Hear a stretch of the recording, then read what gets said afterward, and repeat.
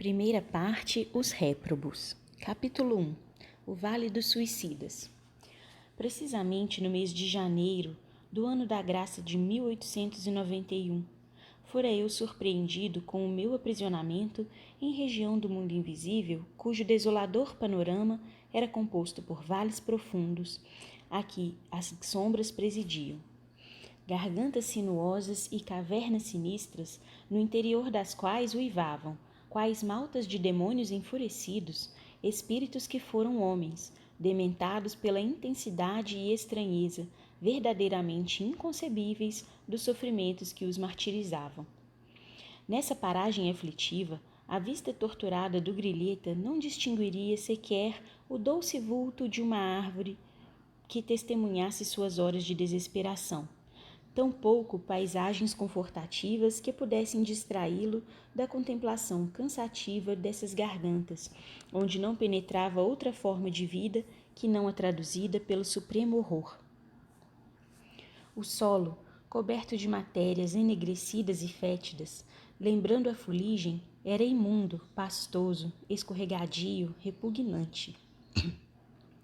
O ar pesadíssimo, asfixiante, gelado, enoitado por vulcões ameaçadores, como se eternas tempestades rugissem em torno, e, ao respirarem-no, os espíritos ali ergastulados sufocavam-se como se matérias pulverizadas, nocivas mais do que a cinza e a cal, lhes invadissem as vias respiratórias, martirizando-os com o suplício inconcebível ao cérebro humano habituado às gloriosas claridades do sol, dádiva celeste que diariamente abençoa a terra, e às correntes vivificadoras dos ventos sadios que tonificam a organização física dos seus habitantes.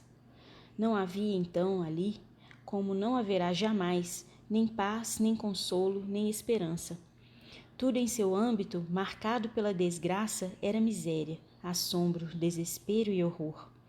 Dir-se-ia a caverna tétrica do incompreensível, indescritível a rigor, até mesmo por um espírito que sofresse a penalidade de habitá-la.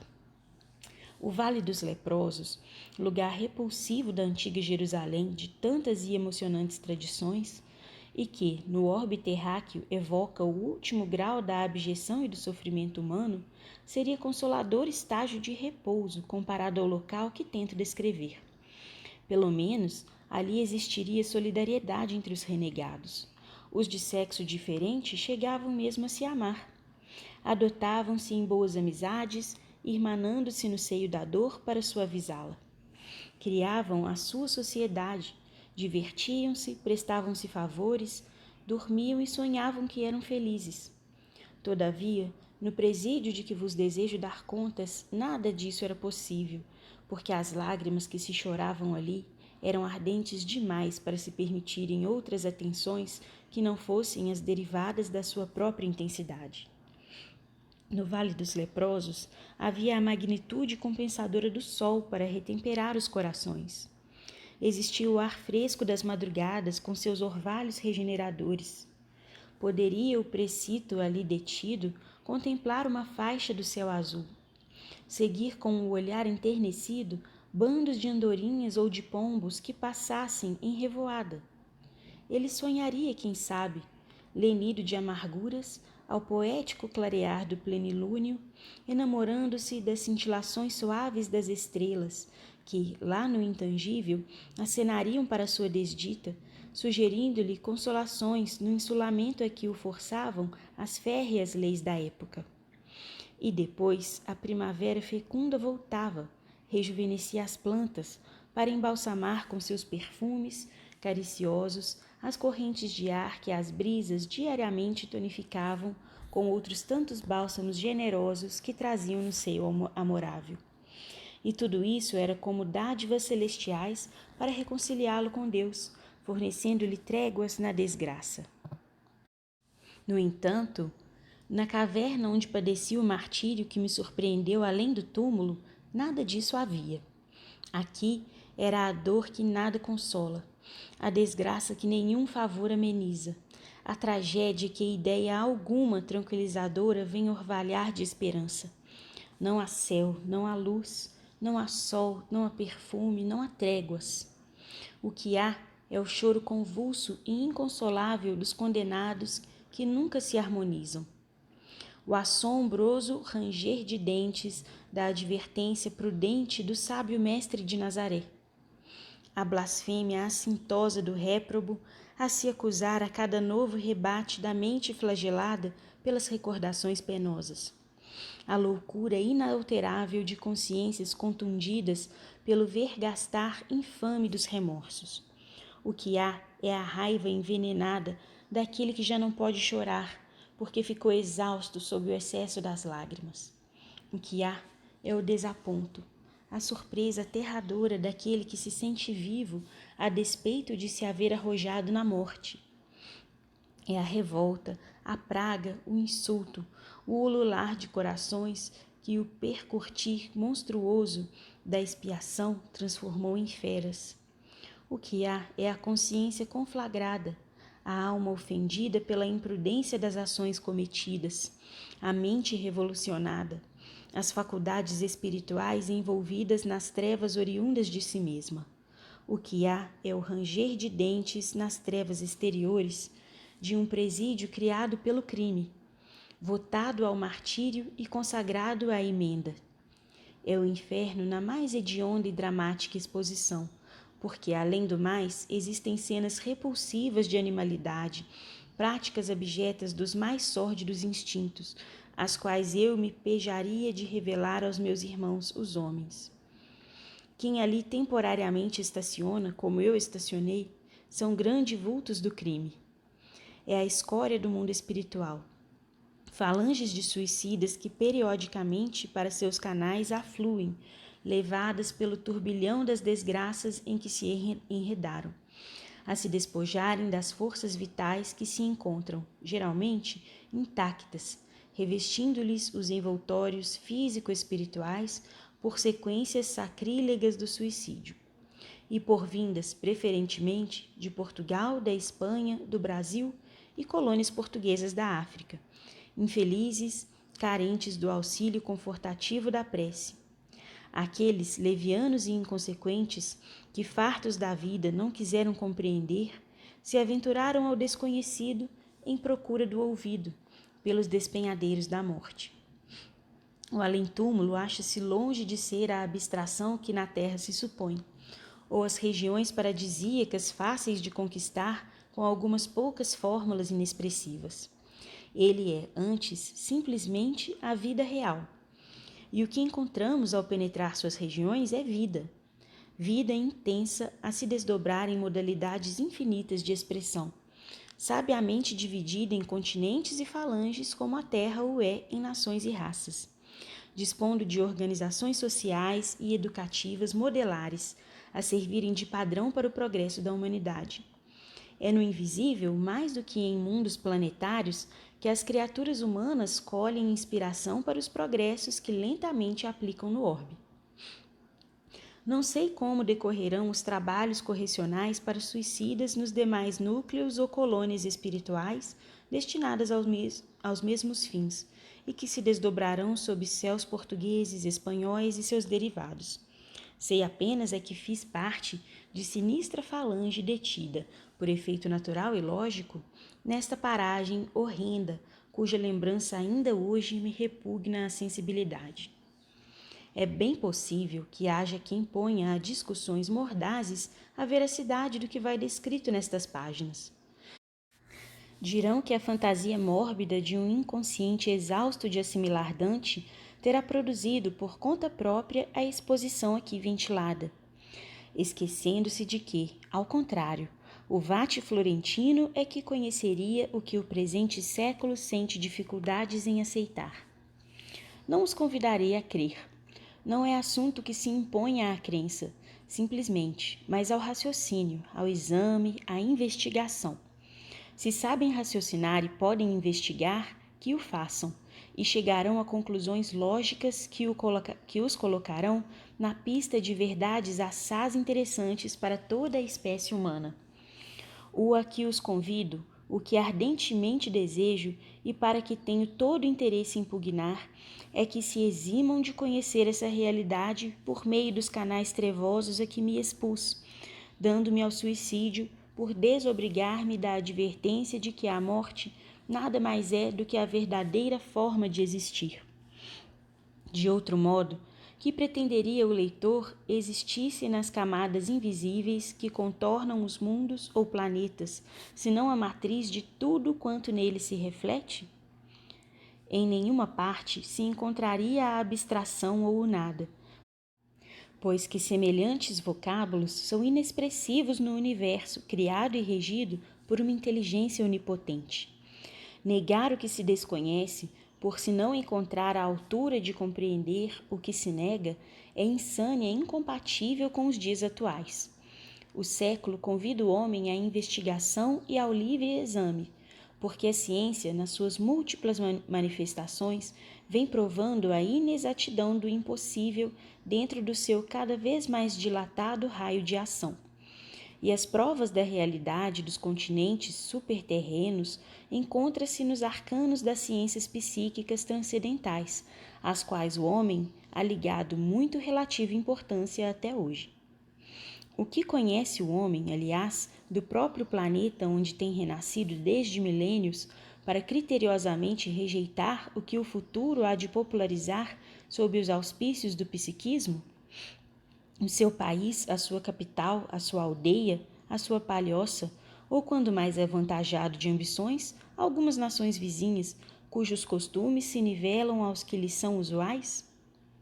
Por toda parte, em torno dele, existem mundos reais, exarando a vida abundante e intensa. E se ele o ignora, será porque se compraz na cegueira, perdendo tempo com futilidades e paixões que lhe sabem ao caráter. Não perquiriu jamais as profundidades oceânicas, não poderá mesmo fazê-lo por enquanto.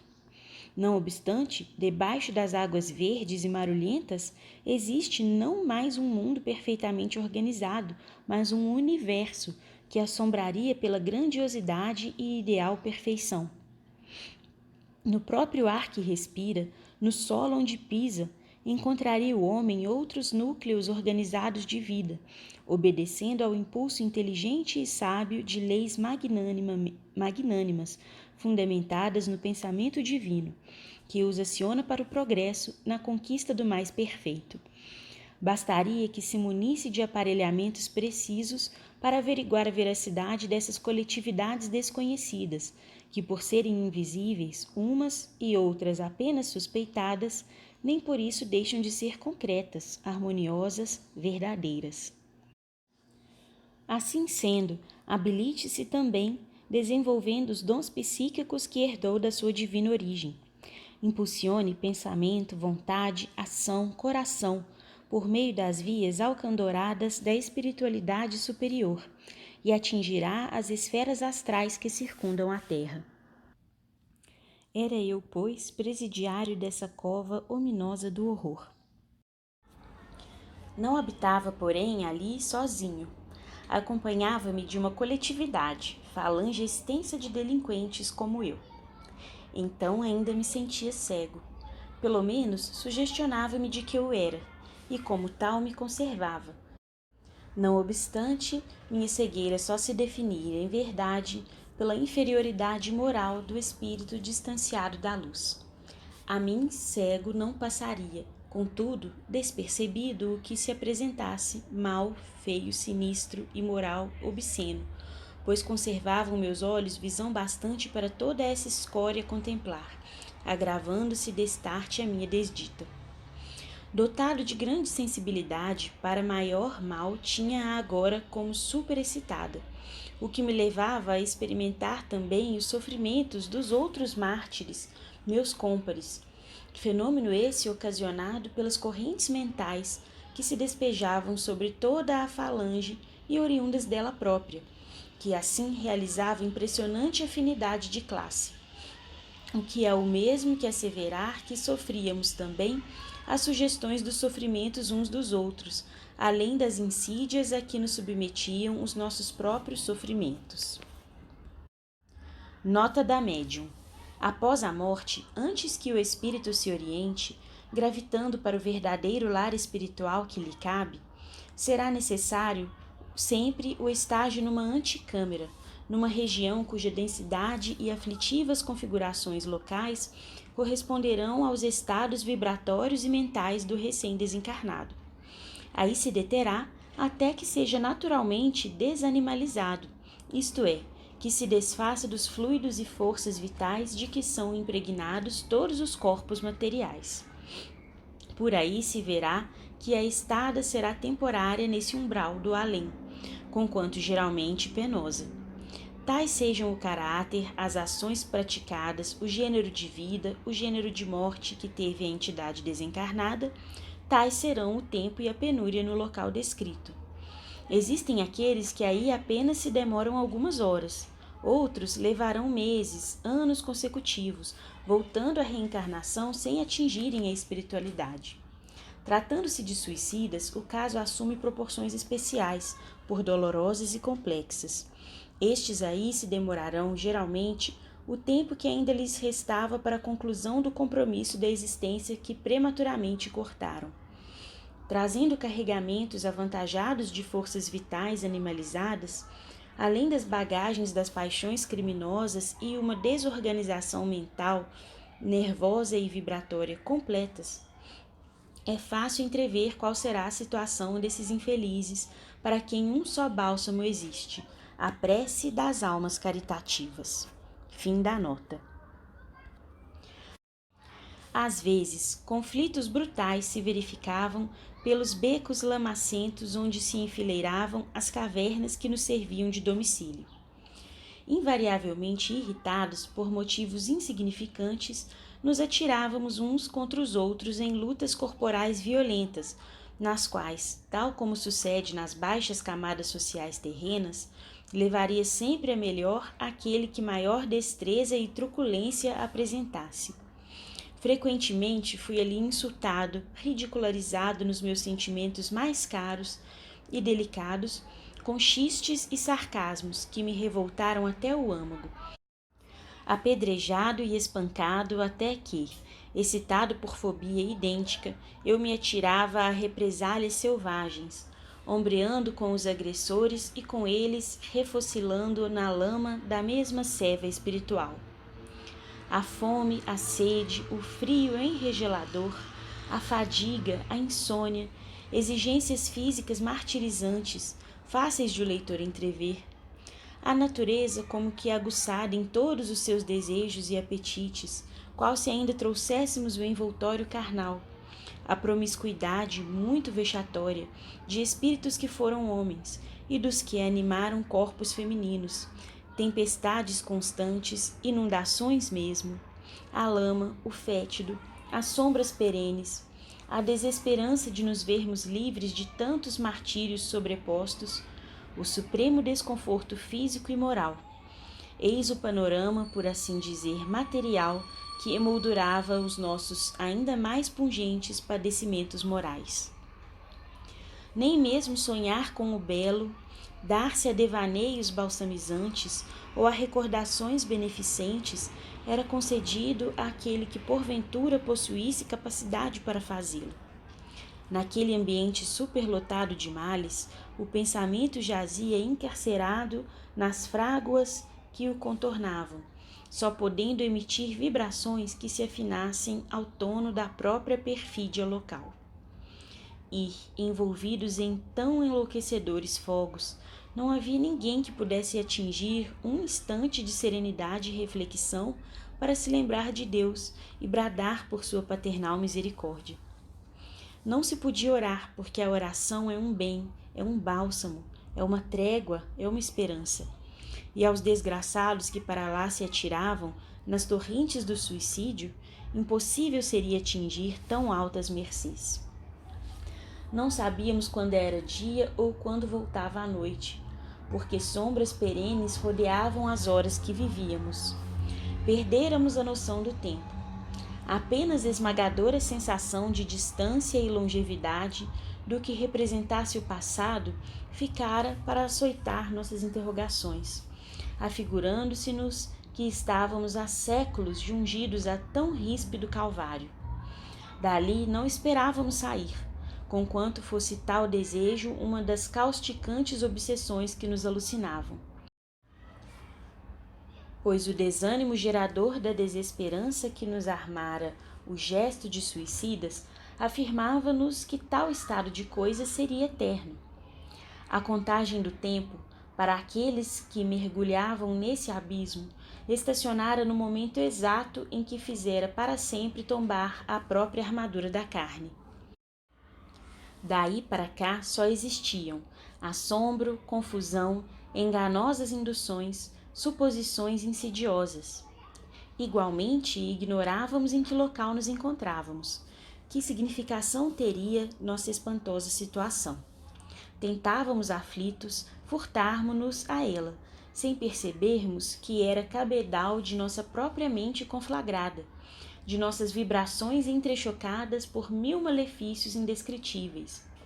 Procurávamos então fugir do local maldito para voltarmos aos nossos lares, e o fazíamos desabaladamente, em insanas correrias de loucos furiosos. Veros malditos, sem consolo, sem paz, sem descanso em parte alguma. Nota do autor espiritual. Veros, judeu errante, personagem lendário que foi condenado a vagar sem destino eternamente por ter maltratado Jesus Cristo a caminho do Calvário. Fim da nota. Ao passo que correntes irresistíveis, como ímãs poderosos, atraíam-nos de volta ao turgúrio sombrio, arrastando-nos de envolta a um atro turbilhão de nuvens sufocadoras e estonteantes. De outras vezes, tateando nas sombras, lá íamos, por entre gargantas, vielas e becos, sem lograrmos indício de saída. Cavernas, sempre cavernas, todas numeradas, ou longos espaços pantanosos, quais lagos lodosos, circulados de muralhas abruptas, que nos afiguravam levantadas em pedra e ferro, como se fôramos sepultados vivos nas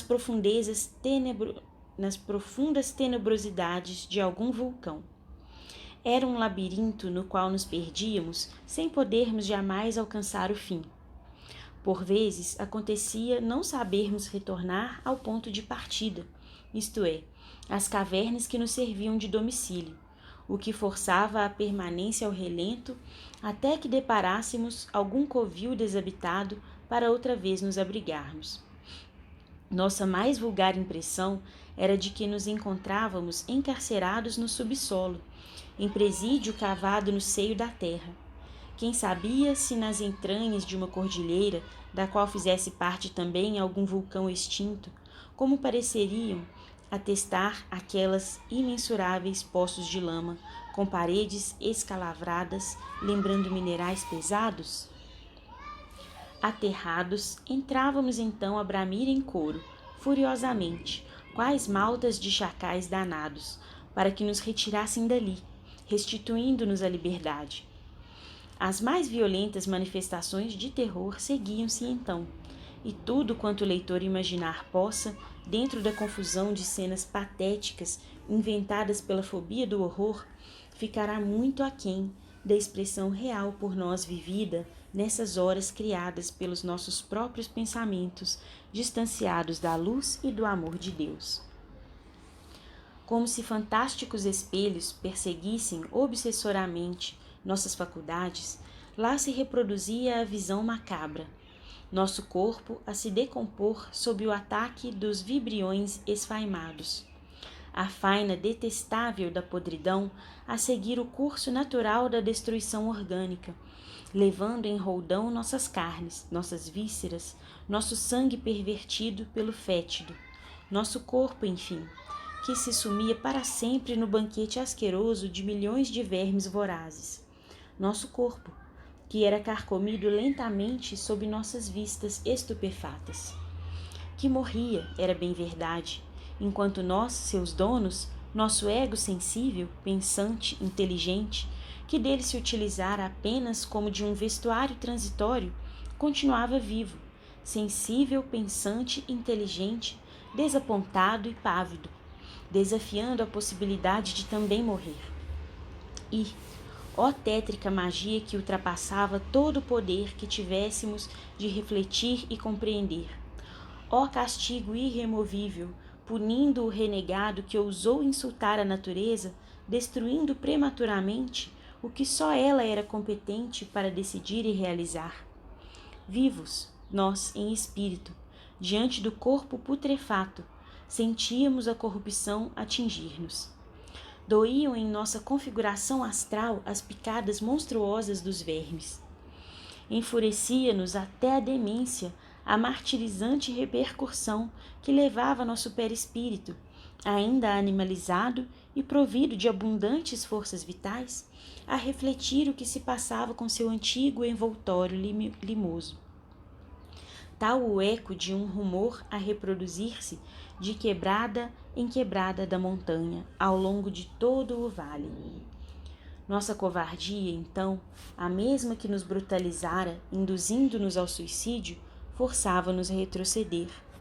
Retrocedíamos. O suicídio, porém, é uma teia envolvente em que a vítima, o suicida, só se debate para cada vez mais confundir-se, tolher-se e embaraçar-se. Sobrepunha-se a confusão.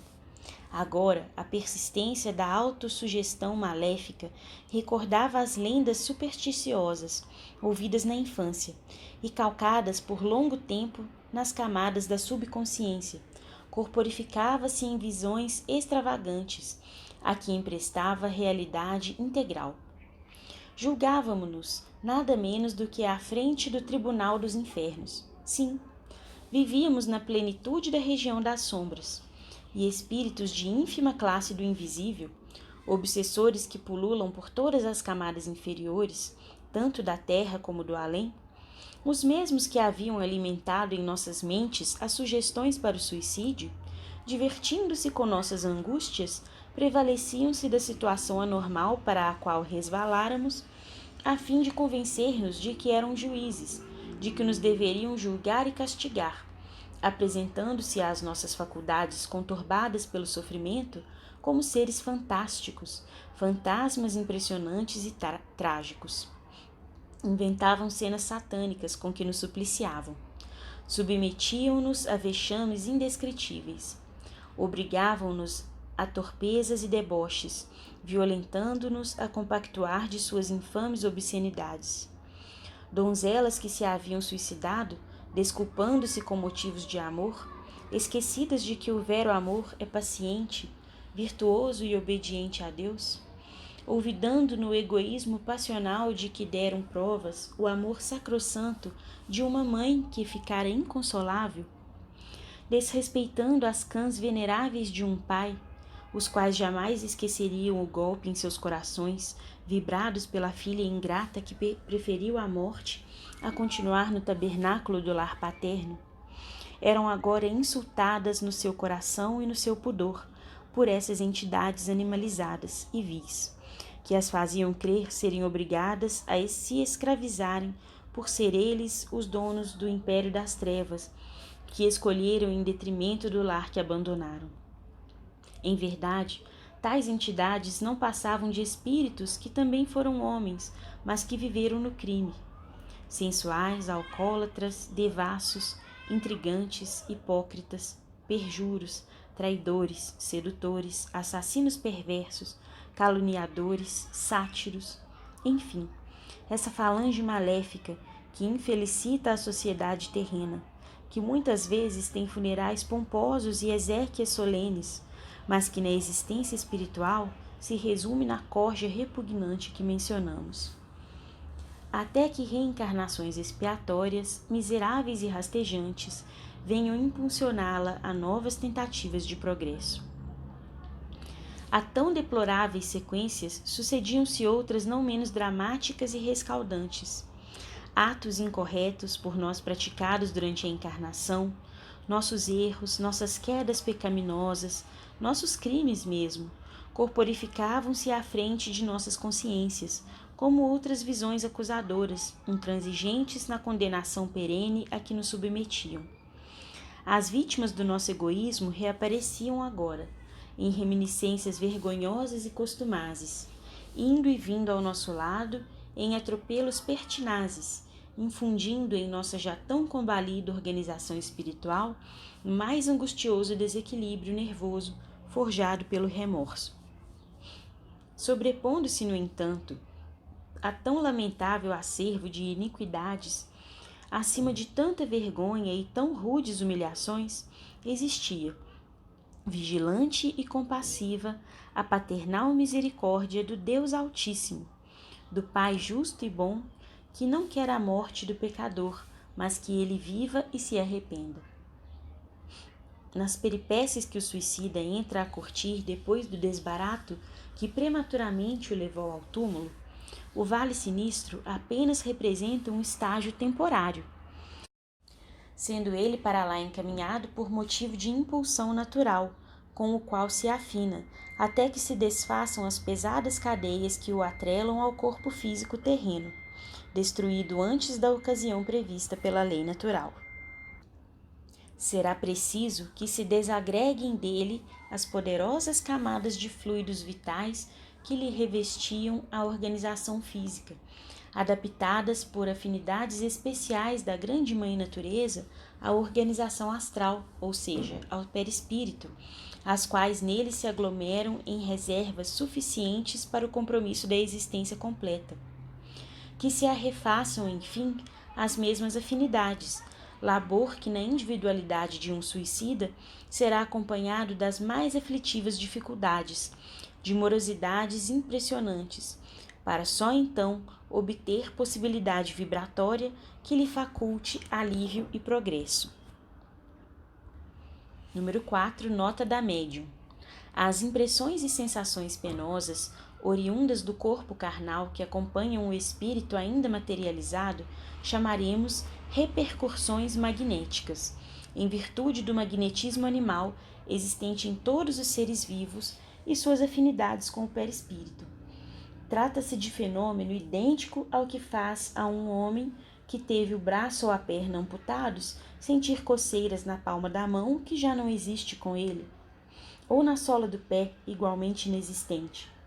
Conhecemos em certo hospital um pobre operário que teve ambas as pernas amputadas, senti-las tão vivamente consigo, assim como os pés, que, esquecido de que já não os possuía, procurou levantar-se, levando, porém, estrondosa queda e ferindo-se. Tais fenômenos são fáceis de observar. Fim da nota. De outro modo, tal seja a feição do seu caráter, tais os deméritos e grau de responsabilidades gerais. Tal será o agravo da situação, tal a intensidade dos padecimentos a experimentar, pois, nestes casos, não serão apenas as consequências decepcionantes do suicídio que lhe afligirão a alma, mas também o reverso dos atos pecaminosos anteriormente cometidos. Periodicamente, singular caravana visitava esse antro de sombras. Era como a inspeção de alguma associação caridosa, assistência protetora de instituição humanitária, cujos abnegados fins não se poderiam pôr em dúvida. Vinha à procura daqueles dentre nós cujos fluidos vitais, arrefecidos pela desintegração completa da matéria, permitissem locomoção para as camadas do invisível intermediário ou de transição. Supunhamos tratar-se a caravana de um grupo de homens, mas na realidade eram espíritos que estendiam a fraternidade ao extremo de se materializarem o suficiente para se tornarem plenamente percebidos à nossa precária visão e nos infundirem confiança no socorro que nos davam. Trajados de branco, apresentavam-se caminhando pelas ruas lamacentas do vale, de um a um, em coluna rigorosamente disciplinada, enquanto, olhando-os atentamente, distinguiríamos à altura do peito de todos uma pequena cruz azul celeste, que parecia ser um emblema, um distintivo. Senhoras faziam parte desta caravana. Precedia, porém, a coluna pequeno pelotão de lanceiros, qual batedor de caminhos, ao passo que vários outros milicianos da mesma arma rodeavam os visitadores, como tecendo um cordão de isolamento, o que esclarecia serem estes muito bem guardados contra quaisquer hostilidades que pudessem surgir do exterior. Com a destra, o oficial comandante erguia alvinitente flâmula, na qual se lia, em caracteres também azul celeste, essa extraordinária legenda, que tinha o dom de infundir insopitável e singular temor: Legião dos Servos de Maria. Os lanceiros, ostentando escudo e lança, tinham tez bronzeada e trajavam-se com sobriedade, lembrando guerreiros egípcios da antiguidade. E chefiando a expedição, destacava-se varão respeitável, o qual trazia avental branco e insígnias de médico a par da cruz já referida. Cobria-lhe a cabeça, porém, em vez do gorro característico, um turbante hindu, cujas dobras eram atadas à frente pela tradicional esmeralda, símbolo dos esculápios. Entravam aqui e ali pelo interior das caravanas habitadas, examinando seus ocupantes. Curvavam-se cheios de piedade junto das sarjetas, levantando aqui e acolá algum desgraçado tombado sob o excesso de sofrimento. Retiravam os que apresentassem condições de poderem ser socorridos e colocavam-nos em macas conduzidas por varões que se diriam serviçais ou aprendizes. Voz grave e dominante de alguém invisível que falasse pairando no ar guiava-os no caridoso afã, esclarecendo detalhes ou desfazendo confusões momentaneamente suscitadas. A mesma voz fazia a chamada dos prisioneiros a serem socorridos, proferindo seus nomes próprios, o que fazia que se apresentassem, sem a necessidade de serem procurados, aqueles que se encontrassem em melhores condições, facilitando destarte o serviço dos caravaneiros. Hoje posso dizer que todas essas vozes amigas e protetoras eram transmitidas por ondas delicadas e sensíveis do éter, com o sublime concurso de aparelhamentos magnéticos mantidos para fins humanitários em detrimento do ponto do invisível, isto é, justamente na localidade que nos receberia ao sairmos do vale. Mas, então, ignorávamos o pormenor e muito confusos nos sentíamos. As macas, transportadas cuidadosamente, eram guardadas pelo cordão de isolamento já referido e abrigadas no interior de grandes veículos à feição de comboios que acompanhavam a expedição. Esses comboios, no entanto, apresentavam singularidade interessante, digna de relato. Em vez de apresentarem os vagões comuns às estradas de ferro, como os que conhecíamos, lembravam antes meio de transporte primitivo, pois se compunham de pequenas diligências atadas umas às outras e rodeadas de persianas muito espessas, o que impediria ao passageiro verificar os locais por onde deveria transitar. Brancos, leves, como burilados em matérias específicas habilmente laqueadas, eram puxados por formosas parelhas de cavalos, também brancos, nobres animais cuja extraordinária beleza e elegância incomum despertariam nossa atenção se estivéssemos em condições de algo notar para além das desgraças que nos mantinham absorvidos dentro de nosso âmbito pessoal. Dir-se-iam, porém, exemplares da mais alta raça normanda, vigorosos e inteligentes, as belas crinas ondulantes e graciosas enfeitando-lhes os altivos pescoços, quais mantos de seda, níveos e finalmente franjados. Nos carros distinguia-se também o mesmo emblema azul celeste e a legenda respeitável. Geralmente, os infelizes assim socorridos encontravam-se desfalecidos, exânimes, como atingidos de singular estado comatoso. Outros, no entanto, alucinados ou doloridos, infundiriam compaixão pelo estado de supremo desalento em que se conservavam. Depois de rigorosa busca, a estranha coluna marchava em retirada até o local em que se postava o comboio, igualmente defendido por lanceiros hindus. Silenciosamente, cortava pelos becos e vielas, afastava-se, desaparecendo de nossas vistas enquanto mergulhávamos outra vez na pesada solidão que nos cercava. Em vão clamavam por socorro os que se sentiam preteridos, incapacitados de compreenderem que, se assim sucedia, era porque nem todos se encontravam em condições vibratórias para emigrarem para regiões menos hostis. Em vão suplicavam justiça e compaixão, ou se amotinavam revoltados, exigindo que os deixassem também seguir com os demais. Não respondiam os caravaneiros a um gesto sequer, e se algum mais desgraçado ou audacioso tentasse assaltar as viaturas a fim de atingi-las e nelas ingressar, 10, 20 lanças faziam-no recuar, interceptando-lhe a passagem. Então, um coro hediondo de uivos e choros sinistros, de pragas e gargalhadas satânicas, o ranger de dentes comum ao réprobo que estentora nas trevas dos males por si próprio forjados, repercutiam longa e dolorosamente pelas ruas lamacentas, parecendo que loucura coletiva atacara os míseros detentos, elevando suas raivas ao incompreensível no linguajar humano. E assim ficavam. Quanto tempo, ó Deus piedoso, quanto tempo? Até que suas inimagináveis condições de suicidas, de mortos-vivos, lhes permitissem também a transferência para a localidade menos trágica. Fim do capítulo.